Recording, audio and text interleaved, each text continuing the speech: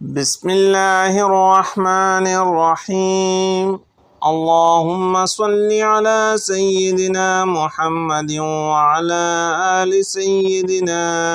محمد صلاة تنجينا بها من جميع الأهوال والآفات وتقضي لنا بها جميع الحاجات وتطهرنا بها من جميع السيئات وترفعنا بها عندك أعلى الدرجات وتبلغنا بها أقصى الغايات من جميع الخيرات في الحياة وبعد الممات إنك مجيب الدعوات ورافع الدرجات ويا قاضي الحاجات ويا كافي المهمات ويا دافع البليات ويا حل المشكلات أغثني أغثني أغثني يا إلهي إنك على كل شيء قدير. اللهم صل على سيدنا محمد النبي الأمي وآله وبارك وسلم. اللهم صل على سيدنا ومولانا محمد صاحب التاج والمعراج والبراق والعلم دافع البلاء والوباء والقهط والمرض والأكم اسمه مكتوب مرفوع مشفوع منقوش في اللوح والقلم سيد العرب والعجم جسمه مقدس معطر مطهر منور في البيت والحرم شمس الضحى بدر الدجى صدر العلا نور الهدى كهف الورى مصباح الظلم جميل الشيم شفيع الأمم صاحب الجود والكرم والله عاصمه وجبريل خادمه والبراق مركبه والمعراج سفره وسدرة المنتهى مقامه وقاب قوسين مطلوبه والمطلوب مقصوده والمقصود موجوده سيد المرسلين خاتم النبيين شفيع المذنبين أنيس الغريبين رحمة للعالمين راحة العاشقين مراد المشتاقين شمس العارفين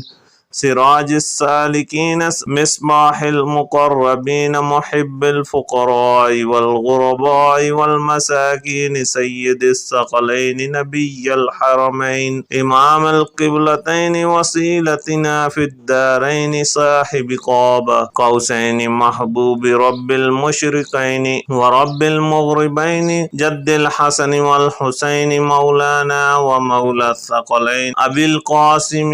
محمد بن عبد الله نور من نور الله يا أيها المشتاقون بنور جماله صلوا عليه وآله وأصحابه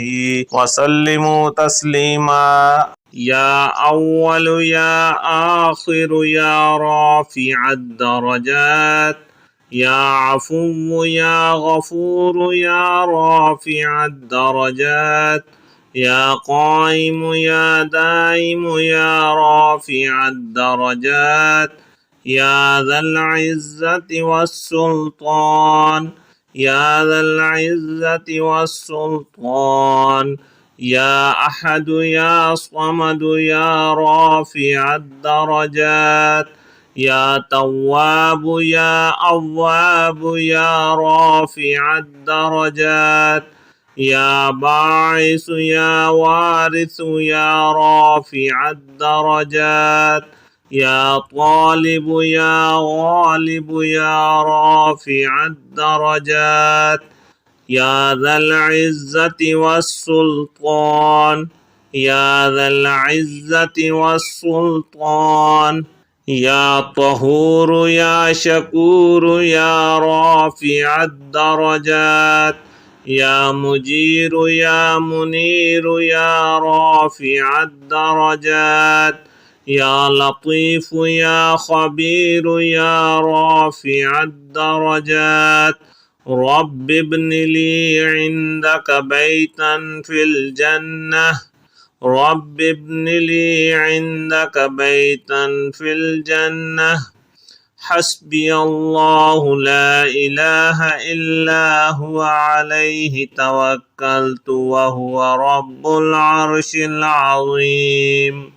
لا إله إلا الله العليم الحليم لا إله إلا الله رب العرش العظيم لا إله إلا الله رب السماوات والأرض رب العرش الكريم أستغفر الله العظيم الذي لا إله إلا هو الحي القيوم غفار الذنوب ذو الجلال والإكرام وأتوب إليه من جميع المعاصي والذنوب والآثام ومن كل ذنب أذنبته عمدا أو خطأ ظاهرا وباطنا اللهم صل على سيدنا ومولانا محمد صاحب التاج والمعراج والبراق والعلم دافع البلاء والوباء والقهط والمرض والأكم